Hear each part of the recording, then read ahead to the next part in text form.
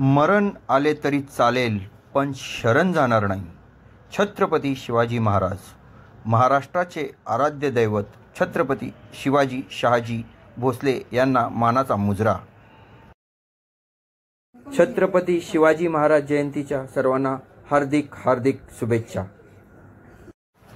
जय शिवराय. छत्रपती शिवाजी महाराज जयंती.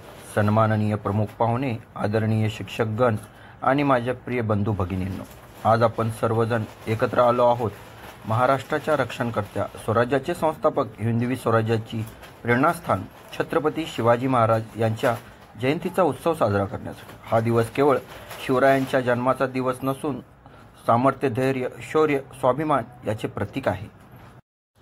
शिवाजी महाराजांचा जन्म 19 फेब्रुवारी 1630 रोजी शिवनेरी गडावर झाला. त्यांचे वडील शहाजीराजे भोसले आणि माता जिजाऊ यांच्याकडून त्यांनी संस्कार, स्वाभिमान आणि युद्ध कौशल्याचे धडे घेतले. त्यांच्या मातोश्री जिजाबाईंनी त्यांना रामायण, महाभारत आणि मराठी संत परंपरेचे ज्ञान दिले, ज्यामुळे शिवरायांनी न्याय, धर्म आणि कर्तव्य यांना सर्वोच्च स्थान दिले.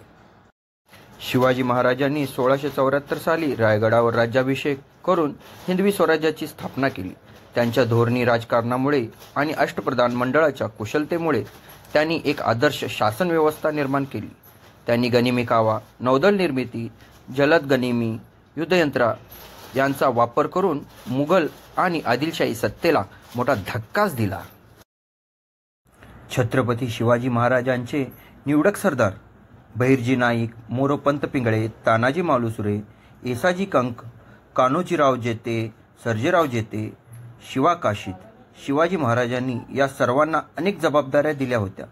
सरदारांनी आणि मावळ्यांनी त्यांच्या जबाबदाऱ्या एकनिष्ठपणे पार पाडल्या. स्वच्छ प्राणांची आहुती देण्यास देखील ते तयार होते. शिवा काशीद हा शिवाजी महाराजांचा गुप्तहेर होता. तो दिसायला शिवाजी महाराजांसारखा होता. प्रामाणिकपणा, धाडसी वृत्ती आणि कर्तव्य तत्परता अंगी असलेला शिवा काशीद नेहमीच शिवाजी महाराजांच्या जवळ असायचा. आजच्या तरुणांनी शिवाजी महाराजांचे चरित्र फक्त वाचून न घेता त्यांचे विचार आणि तत्त्वे आत्मसात केली पाहिजेत. त्यांच्या कर्तृत्वातून आपण स्वाभिमान, निडरपणा, सचोटी आणि कर्तव्यनिष्ठा शिकायला हवे. छत्रपती शिवाजी महाराज फक्त महाराष्ट्रापुरते मर्यादित नाहीत, तर ते संपूर्ण भारतासाठी प्रेरणादायी व्यक्तिमत्व आहेत. त्यांच्या पराक्रमामुळेच आजही प्रत्येक मराठी माणसाच्या हृदयात स्वराज्याची जाज्वल्य भावना कायम आहे. चला, आपण सर्वजण शिवाजी महाराजांच्या विचारांचा अंगीकार करून समाजासाठी कार्य करूया आणि त्यांचे स्वप्न पूर्ण करण्याचा प्रयत्न करूया. जय हिंद, जय महाराष्ट्र, जय भवानी, जय शिवाजी. थांबा, अजून पुढे आहे. मित्र हो, हे तर झाले थोडक्यात भाषण.